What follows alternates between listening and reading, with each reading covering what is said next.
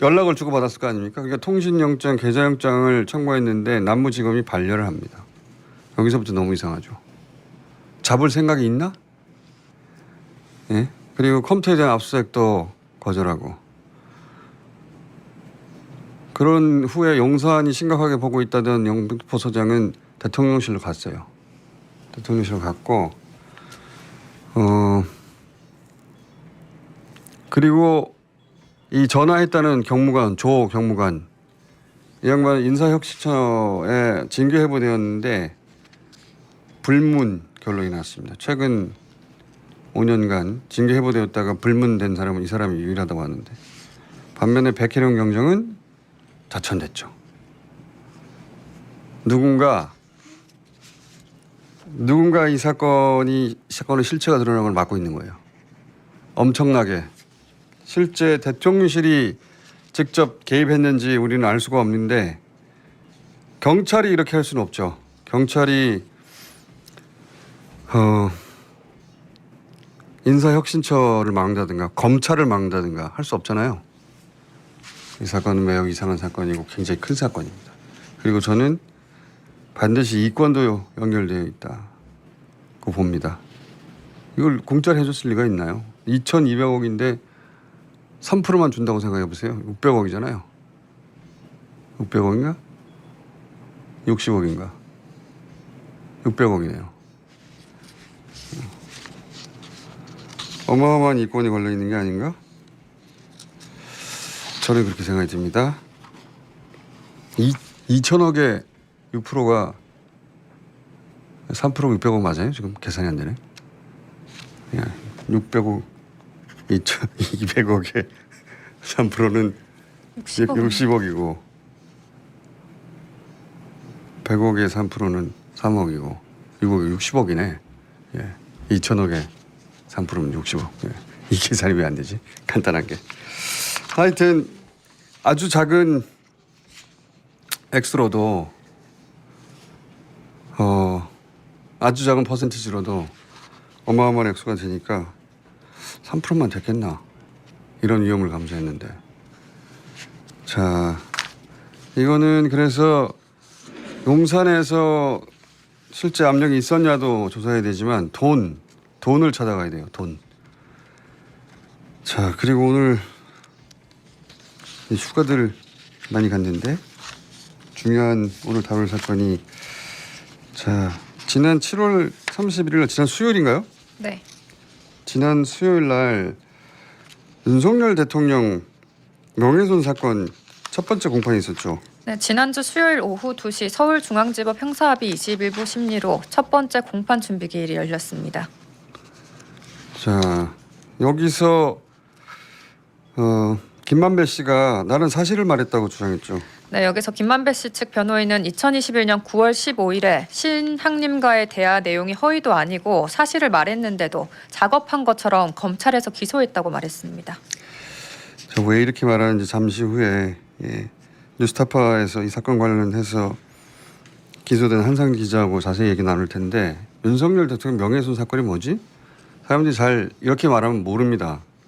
김만배 씨, 신학님 씨가 대선 직전에 인터뷰를 했단 말이에요.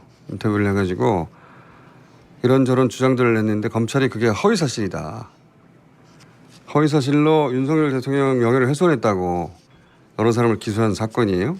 이 사건 관련해서 최근에 보도에 따르면 정치권, 언론계 인사들 3천여 명 통신조회했다는 거죠 지금. 네, 뉴스토마토 단독에 의하면 이재명 전 대표와 추미애 의원 등 민주당 의사들과 언론계 인사를 포함해 서울중앙지법 반부패 수사 일부에서 3,000명을 통신 조회했다고 단독 보도했습니다. 3,000명. 실제 3,000명인지는 잘 모르겠어요. 잘 모르겠는데 뉴스타파 보도에 따르면 통신 조회는 3,000명이라고 하는데 여기 이제 이재명 대표 추미애 의원은 물론이거니와 언론계 인사들, 언론계의 기자들이나 또는 언론사 대표들 광범위하게 통신을 다 땄다는 거거든요. 저희 그래서 이재명 대표가 받았다고 하는 저통보 그리고 추미애 의원도 저통보를 올렸고 이거는 저희한테도 왔어요. 우리도 털었어요.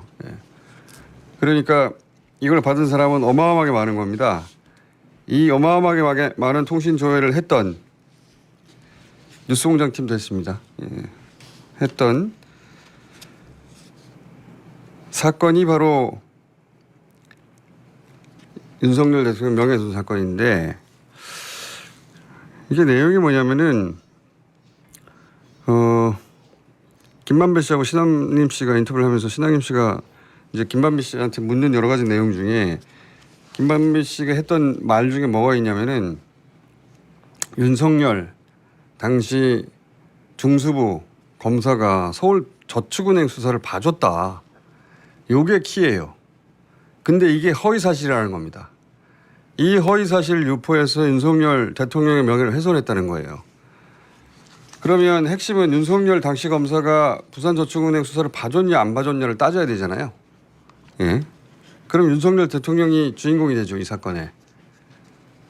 근데 이 공소장에는 이재명 얘기로 점철돼 있습니다. 이재명 대표의 얘기로. 그러자 판사가 문제 제기를 해요. 아니 윤석열 대통령 명예훼손 사건인데 왜 이재명 얘기밖에 없느냐. 그래서 공소장을 고쳐라. 매우 이례적인 일이죠. 그렇게 한 이유는 윤석열 검사가 부산저축은행을 덮어줬냐 안 덮어줬냐로 가면 윤석열 공판이 되잖아요. 그래서 이걸 이재명 공판처럼 끌어가려고 그렇게 공소장을 적은 것 같은데 아주 이례적으로 판사가 이게 지금 윤석열 명예훼손과 무슨 상관이냐고 공소장을 수정하라고 요구했어요. 예. 그 얘기 잠시 후에 한상진 기자하고 얘기 나눠보겠습니다. 이 두 가지가 오늘 메인이고요. 자, 공소장에 왜 이재명 전 대표가 나오는지 의문이다. 이런 얘기를. 이게 무슨 상관이냐? 윤석열 명예훼손과. 전혀 내용이 연결되지 않는다라고 했다고 합니다. 굉장히 이례적이에요. 왜 이런 일이 벌어졌는지 자세히 다루기로 하고. 말도 안 되는 일이 벌어지고 있는 거거든요. 예. 검찰이 공권력을 가지고 말도 안 되는 일을 벌이고 있어요. 자, 그 다음에 다를 만한 뉴스가 별게 없는데 전당대회 그 막바지입니다. 민주당. 지금 광주 전남까지 끝난 누적 순위와 득표율이 어떻게 됩니까? 이재명 전 대표의 누적 득표율은 86.97%입니다. 최고위원 경선은 김민석 후보가 17.58%, 정봉주 15.61%, 한준호 13.81%, 전현희 12.59%, 민영배 12.31%, 김병주 11.82%, 이현주 11.17%, 강선우 5.12% 순입니다. 자, 김민석 후보가 이제 앞서가고 정봉주 후보가 그 다음입니다. 이강인 것 같고 나머지는 누가 될지 몰라요. 한준호, 전현희, 민영배, 김병주, 이현주 전부 다 13, 12, 12, 11, 11%예요. 근데 지금 서울 지역이 표가 제일 많거든요. 예. 어떻게 될지 누가 될지 진짜 모르겠네요. 예. 민영배 의원이 7, 8위 하다가 연고 지역에서 부상해서 지금 5위 안으로 들어갔습니다. 그래서 김병주, 이현주 의원이 뒤로 밀렸죠. 흥미진진한데. 자, 그리고 짚어볼 만한 뉴스가 별게 없는데 외신에서 짚어볼 만한 뉴스가 하나 있습니다. 예. 이란이 오늘 이스라엘에 보복한다고 선언한 날이에요. 오늘이. 예. 이 사안도 저희가 오늘 3부에서 짚어보겠습니다. 여기까지 해야 되네요. 겸손은 힘들다 김재인이었습니다.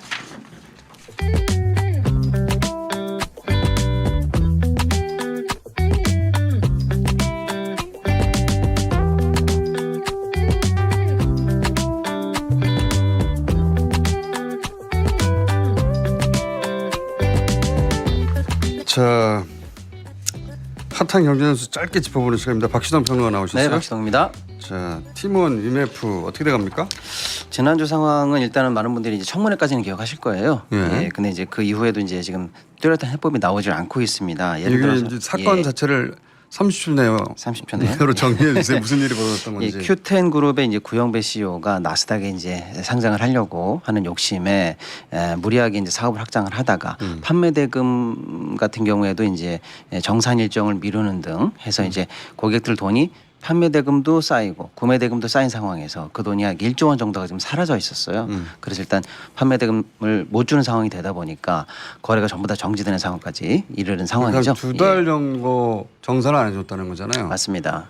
이거 옛날 어음인데 진짜로. 정확하게 보신 거죠. 네, 어음인데. 옛날 어음 기간이 60일, 90일 뭐 그랬었거든요. 이건 예. 요즘은 이렇게 안 한단 말이죠. 그렇죠. 이렇게 안 하는데 이렇게 했던 이유가 알고 보니 이분이 한마디로 말해서 그 배송 회사를 크게 하고 맞습니다. 배송 회사를 크게 하려면은 온라인 쇼핑몰들이 여러 개 있어야 되니까 그렇죠. 부실한 온라인 기업들을 막 사들인 거예요. 맞습니다. 그래서 그 부실한 온라인 기업들이 걔들이 부실하든 부실하지 않든 배송만 많이 되면 맞습니다. 자기가 밀고 있는 배송 회사는 나스닥 상장에서 큰 돈을 벌 수 있으니까 그렇죠. 그 전략으로 예. 그렇게 나스닥 상장시켜 놓고 배송 회사는 뜨고 그 쇼핑몰들은 망해도 다른 쇼핑몰도 대체하면 되니까 예. 그 전략이었던 것 같은데 그러면서 그 사업 구조를 짜기 위해서 이제 요 2달간 자기 돈으로 한 게 아니라 그렇죠. 손님들이 낸 돈, 예. 예. 그리고 업체 지불해야 될 그 돈을 2달간 쥐고서 회사를 사들이고 막 그랬다가 맞습니다. 돌려막기를 하다가 빵 터진 거지. 그렇죠. 그런 사건이에요. 예. 그래서 지금 일단은 피해액이 점점 커지고 있는데요. 당초에 이제 5월 달 기준으로 미정산 금액이 2,300억, 2,100억 그 사이로 예상이 됐는데 지금 이제 6월, 7월 달 정산 금액이 속속씩 나오면서 최소한 8천억에서 1조까지는 1조. 확대될 걸로 보이고 있습니다. 그 어마어마한 돈인데 예. 이 돈이 다른 회사를 사는 데 들어가기도 했고 그렇습니다. 그렇죠? 그리고 부실한 회사 급여는 줘야 되니까 네. 급여를 주기도 했고 네. 근데 이렇게 저렇게 따져도 여전히 몇 천억이 빈다는 거 아니에요? 맞습니다. 본인은 그 돈이 다 어디 갔느냐라고 국회 청문회에서 얘기했더니 국회 이제 질의에서는 홍보비로 대부분 썼다라고 하는데 홍보비요? 말도 안 되는 얘기죠. 프로모션 비용이죠. 그러니까 쉽게 말하면 이제 판매 대금을 좀 할인해 준다든지 또 이제 과도한 이벤트 같은 걸 하면서 본사 자금이 들어갔다라는 얘기인데 1조 원대의 지금 자금 쉽게 말하면 펑크인데 그걸 1조 원씩 썼다는 건 말이 안 되는 얘기고요. 또 본인이 일단 인정한 게 미국에 있는 위시라는 쇼핑몰을 인수하면서 그 돈을 400억 정도 땡겨 썼다라는 거는 현재 인정을 했기 때문에 그것만으로는 아니 그것만으로는 그 정도까지 남의 돈을 땡겨 쓸 정도면 그건뿐만 아닐 것이다라고 현재 추정이 되고 있는 상황입니다. 그것만 해도 횡령이죠. 당연히 횡령이죠. 그것만 해도 원래 네. 손님이 물건 사라고 물건 산다고 네. 낸 돈이고 그 돈은 업체에 정산돼야 될 돈인데 네. 그 돈을 자기가 빼가지고 그렇습니다. 자기 돈처럼 회사를 사버린 거 아니에요. 그래서 지금 법원에서도 일단 출국 금지하고 검찰에서도 현재 이제 여러 가지 이 혐의를 적시해 가지고 이제 뭐 처벌을 준비하고 있는데 크게 혐의는 사기하고 횡령인데요. 횡령은 뭐냐면 방금 공장장님 말씀하신 것처럼 이건 남의 돈을 보관하고 있는 자가 네. 보관을 떠나서 그 돈을 이제 쓱싹하면 이게 횡령인 거죠. 유용한 거죠. 방금 그게 이제 유용인 거죠. 판매 대금이라고 딱 보관하고 있어야 되는데 그 돈을 뺏은 거니까요. 사기는 뭐냐면 이미 판매 대금이 없고 정산할 상황이 아니다. 그래서 이게 큰일이 나겠다라는 걸 알고 있으면 알면서도 또 계속 판매를 하면서 판매 피해금을 키운 것 이게 이제 사기가 된다. 그러면서 현재는 검찰이 지적하는 혐의는 1조 원대 사기와 최소한 400억 이상의 횡령 이 두 가지 혐의는 지금 검찰이 사법적으로 포커스를 맞추고 있는 걸로 보입니다. 그렇게 유통회사를 만들려고 했던 게 큐 익스프레스인가요? 네. 그죠? 그래서 일단 큐 익스프레스라는 이 물류 회사를 상장하려고 했고 큐 익스프레스를 지배하는 게 이제 Q10인데 현재 Q10 그룹 전체 운명이 이제 안개 속으로 가고 있는 게 왜냐면요. 사실상 해체 수준으로 가고 있다라는 게 그 밑에 있는 자회사들이 각자 도생이라도 해야 되겠다라고 해서 본사에 지금 내용 증명을 보내면서 우리 정상금을 덜 줘라. 우리 정상금은 뭐 어느 정도다라고 해서 이제 그룹과의 공동 운명을 거부하는 그렇죠. 자회사들이 나오기 시작했고요. 그룹하고 같이 성장하겠다는 회사들이 아니라 그냥 사들인 거지. 그렇죠. 예. 그 다음에 일단 문제는 큐 익스프레스 아까 얘기한 그 물류회사만이라도 직상장하려고 했는데 거기 내에서도 현재 구영배 CEO가 어제 기준으로 CEO 자리에서 해촉이 되면서 다른 CEO로 바뀌었습니다. 근데 자기가 지분이 제일 많거든요. 그런데도 어떻게 해촉이 됐나 봤더니 현재로서 지분은 굉장히 낮은데 투자자들이 많아요. 사모펀드라든지 이런 쪽이. 근데 그 사람들이 다 CB라든지 나중에 주식으로 바꿀 수 있는 권한들이 많은 거야 봐요. 지금 지분으로는 이기지 못하지만 나중에 행사할 지분까지 전환하면. 그렇습니다. 고려해서 지금 현재 이 CEO를 자른 상황까지 가서 그룹도 약간의 해체 수준, 본인도 큐텐 그룹에서의 장악력을 잃고 현재 그러고 있는 상황인 것 같습니다. 구영배 씨가 빈털털이 될 수도 있겠는데. 그럴 수 있는 것 같습니다. 현재 이제 자기가 가진 전 재산이라고 해봐야 큐텐이라든지 익스프레스가 갖고 있는 지분, 그다음에 집, 현금이라고 해봐야 10억에서 20억 내외로 추정되고 있는데요. 그걸로 고려했을 때 이제 만약에 큐텐 지분에서 아웃되거나 이쪽에서 장악력을 잃으면 거의 뭐 휴지 조각에 가깝다 이런 지금 현재 분석도 나오고 있는 것 같습니다. 자, 이 이야기는 시장에서 무슨 일이 벌어졌냐 하는 것이고, 네. 근데 이제 시장에서 일이 이렇게 될 때까지 이 감독할 맞습니다. 당국은 뭐 했냐 이런 이제 이야기가 터져나오고 있죠. 크게는 이제 공정위는 이렇게 거래 정산을 길게 하고 또 이렇게 부실한 회사를 계속 인수해 가는데 인수합병하는 동안에 감독을 안 하고 뭐 했느냐라는 부분에서 비판을 하나 받고 있는 거고요. 금감원 입장에서는 자금에 이렇게 손을 대고 판매자들에게 엄청난 피해가 갈 동안 그동안 사실은 뭐 했느냐라고 했을 때 자율협약을 통해서 경영을 개선하도록 하겠다라고 했는데 자율협약. 본인들이 맺은 자율협약도 이행이 되는지를 체크하지 못한 제도적 책임, 그다음에 정부와 이제 정치권에게 이제 공이 나갈 수 있는 비판 포인트는 전자상거래법이라든지 온라인 플랫폼법 관련해서 제도적 미비점을 빨리 좀 고치지 그랬어야 되는데 시간을 좀 실기한 거 아니냐 이런 비판도 좀 가해지고 있는 상황입니다. 근데 이제 문제는 이제 법원에서는 지금 이 기습적으로 구영배 대표가 그날 하루 지난주에는요. 제가 사죄를 털어서라도 피해 보상하겠다라고 했는데 바로 그날 저녁에 기습적으로 회생을 신청했어요. 회생을 신청하면 이게 채권 채무가 동결이 되거든요. 그러니까 피해 보상을 하겠다는 사람이 채권 동결을 신청한 거라서 이율 배반이다라고 해서 비판을 많이 받았는데요. 법원에서는 현재 이제 본격적인 기업 회생 절차에 앞서서 자율적인 어떤 너희들끼리 자율적으로 먼저 해라라고 하는 빗잔치를 좀 하라는 건데. 그렇습니다. 그래서 한 달 정도 이제 자율적으로 먼저 조정할 수 있는 기간을 줬는데 지금 현재 피해 채권자가 약 5만 명에서 많게는 11만 명까지 간다는 거예요. 그래서 이 채권자들의 의사를 모아서 자율 규정이 될 것이냐라고 해서 법적 절차 역시 현재 50명만 돼도 안 되는데 그렇습니다. 5만 명이 됩니까? 그래서 굉장히 현재 안될것 지금 같은데. 사건의 해결이 난망한 상황이다 이렇게 보여지고 있는 겁니다. 알겠습니다. 오늘 여기까지 하겠습니다. 박지동 감사합니다. 고맙습니다.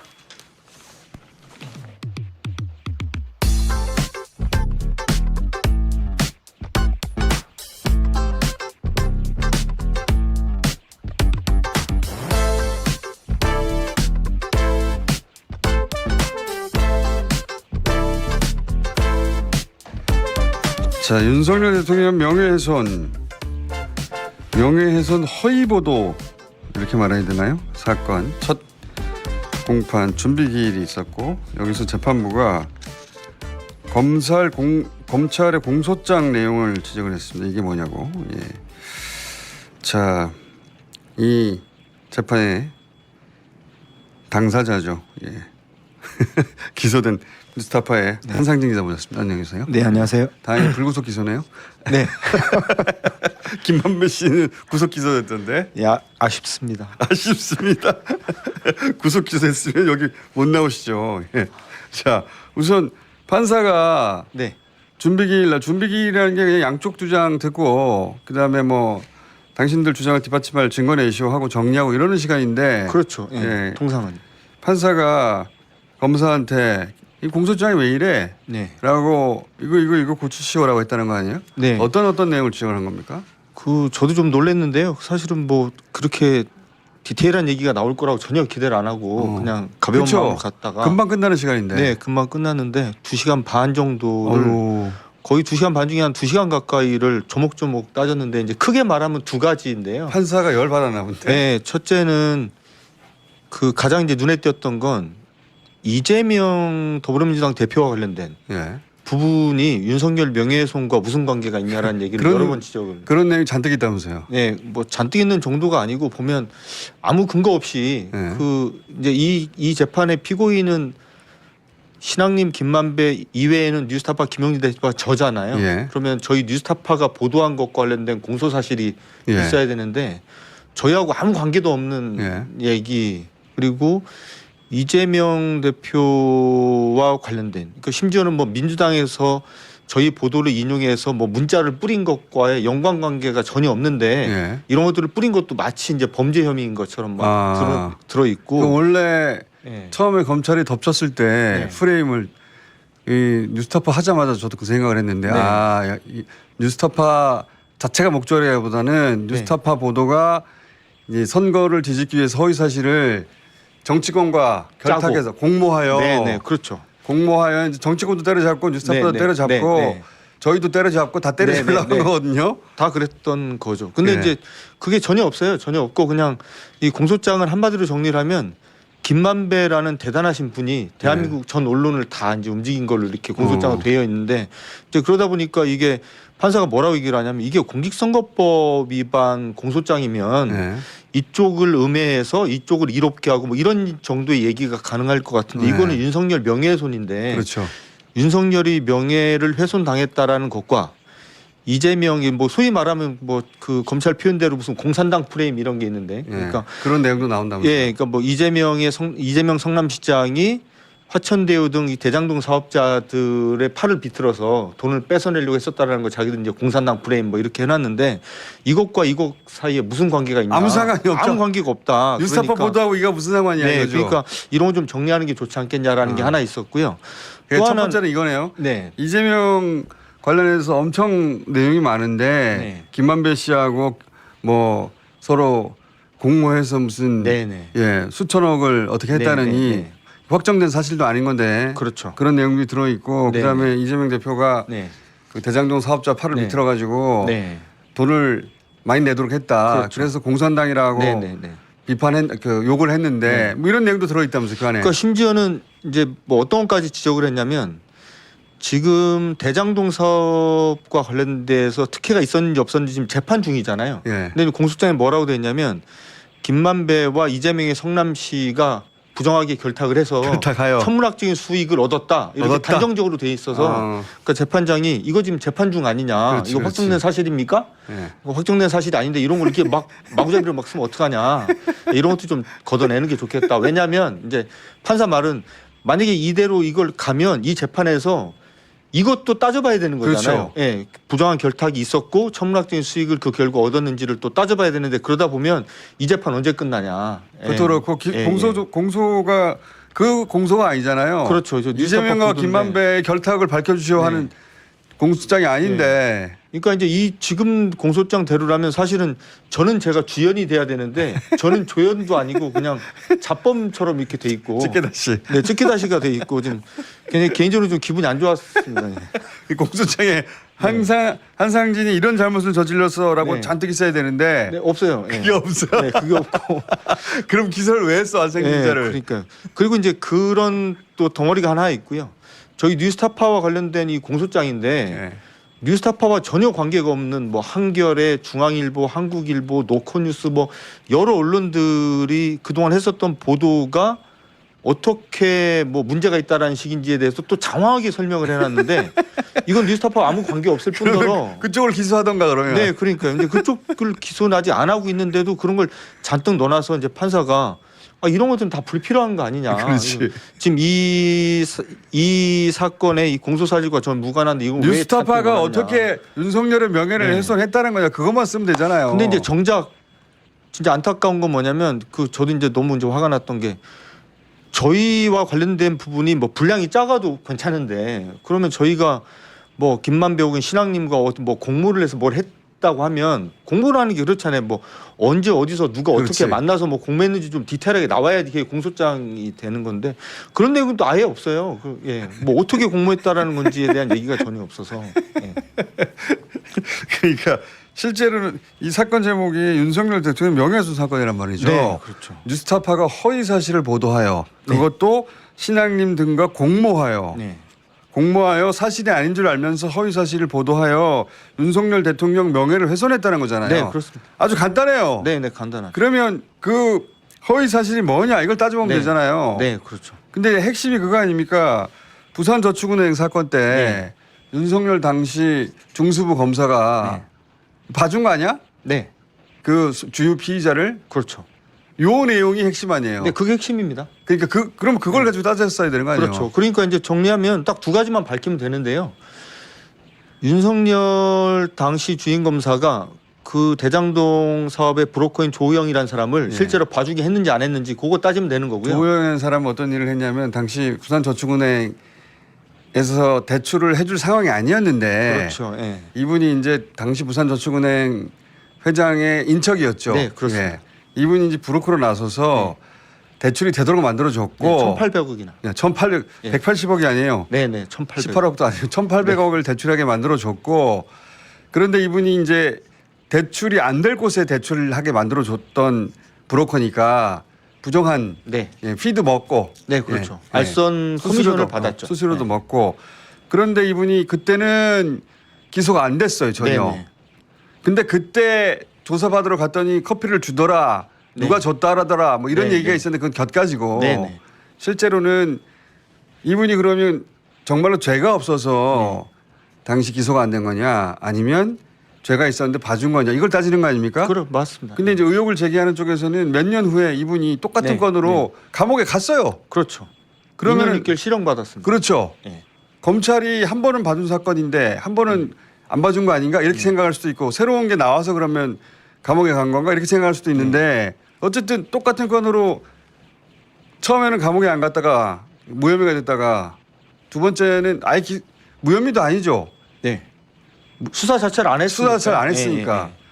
두 번째는 똑같은 건으로 이분이 실형을 선고받았잖아요. 네, 그렇습니다. 그래서 의혹을 제기하는 거 네, 아닙니까? 이게 뭐 복잡하게 뭐 자세히 설명을 해주셨는데 네. 아주 단순한 게 이 조우영이라는 사람이 대출할선 커미션을 받은 시점이 2009년에서 2010년이고요. 예. 대검 중수부가 대장동 사업을 포함한 부산저축은행 관련된 수사를 한 게 2011년입니다. 예. 그러면 대검 중수부는 둘 중에 하나예요. 진짜 무능해서 몰라서 그냥 넘어간 건지 알고도 봐준 건지 둘 중에 하나거든요. 그러면 둘 중에 하나 선택을 하면 돼요, 검찰은. 네. 우리가 바보였다. 혹은 우리가 봐줬다. 둘 중에 하나 선택을 하면 되는데 그 선택을 안 하고 지금 일을 이렇게 키우는 겁니다. 그래서 이제 그 공판준비기일에서도 사실은 이게 뉴스타파의 명예훼손 보도가 있었는지 없었는지를 따지는 보도였고 그걸 따지는 이제 재판인데 이 판사가 뭐라고 얘기를 했냐면 이 사건의 핵심은 자기가 볼 때는 부산저축은행 수사를 하는 과정에서 이 조영이라는 인물에 대한 봐주기가 있었는지 없었는지를 따지는 게 핵심이다. 그렇죠. 예, 그래서 이제 아주 이 상식적인 예, 지적인데. 이 재판이 뉴스타파의 명예훼손 재판이 아니라 일단 윤석열 대통령의 검사 시절 봐주기 수사 의혹을 일단 규명하는 게 일단 1차적인 과제가 되는 재판으로 성격이 좀 바뀌었습니다. 이제 첫 공판 아니, 준비에 이게 대해서. 아주 정확한 지적이고 네. 모두들 그렇게 생각하고 있었는데 네네. 검찰이 이재명으로 공소장을 덮어버리는 이유가 바로 그거 아닙니까? 네, 그렇죠. 예. 네. 그리로 갈까봐. 네, 그리로 갈까봐. 그리로 갈까봐 네. 그거를 이재명 이야기로 덮어버렸는데 네. 판사가 잘 걷어낸 거죠 지금. 네네, 그런 거죠. 이거 아무 상관없는 거잖아. 핵심은 그때 봐주기가 있었냐 없었냐 아니야. 그게 맞죠. 네, 그래서 저도 사실은 이제 피고인석에 앉아서 판사님 이제 말씀하시는 거 쭉 듣는데 너무 재밌더라고요. 너무 그러니까 이제 그런 거를 전혀 기대를 안 하고 그렇지. 뭐 증거를 채택할 거냐 말 거냐 뭐 보통 증인을 그렇게 채택할 하는데. 이런 정도 하고 끝날 줄 알았는데 판사님이 어쨌든 프레임을 그렇게 딱 잡고 가니까 뭐 전 잘 됐다. 뭐 잘 됐네 이제. 그리고 저희가 오랜만에 정상적인 재판 보겠는데. 네, 뭐 재밌을 것 같습니다. 그리고 네. 이제 이게 검찰이 증거 자료를 이제 법원에 내고 이제 저희가 이제 열람 등사를 하지 않습니까? 예. 지금 그날 얘기를 들어보니까 무슨 뭐 상자로 무슨 뭐 60상자, 70상자래요. 증거 기록이 지금 거의 한 4,000건 가까이 좀 됐고 증거 기록이 예. 4,000건. 뭐 500건, 500페이지, 1000페이지 정도 되는 게 107건이라 그러니까. 근데 이제 저희가 야. 증거 목록을 받아 보니까요. 예. 거기에 2011년 부산저축은행 수사 관련된 자료부터 지금 기소도 안 한 그 여러 언론사와 관련된 자료들부터 이재명 대표나 민주당과 관련된 자료부터 그냥 검찰이 보니까 무슨 생각인지 모르겠는데 다 냈어요 지금. 그래서 이거 증거를 열람승사해서 이제 분석하기 시작하면 기사 쓸 게 많이 나오겠다. 뭐 재밌는 일이 많이 벌어지겠다. 그런 생각이 좀 드네요. 원래 준비기일 날 이 증거를 채택하냐 마냐, 네. 이 증인 부르냐 마냐, 서로 주장 확인하고 간단하게 끝나는 건데 그런 얘기 시작도 못했습니다. 한참 걸리겠네. 네. 재판. 근데 그 판사가 열받았나 보네요. 한마디로 말해서 이게 그럼- 뭐냐 이거. 네. 아니, 그러니까 판사님이 했던 말이 되게 재밌는 게 뭐였냐면 처음에 본인이 공소장을 받아보고 일단 빠른 속도로 한번 읽어봤대요. 네. 근데 읽어보니까 근래 드물게 굉장히 괜찮게 잘 쓴 특수부의 예, 공소장이다. 근데 이제 법리를 적용해서 한 줄 한 줄 읽다 보니까 이게 뭐지 싶더라는 거예요. 그래서 이제 정리해서 보니까 아니 이게 소설을 잘 썼다는 얘기네. 예. 그래서 이제 그리고 나서 이제 말씀하신 게 뭐냐면 이게 윤석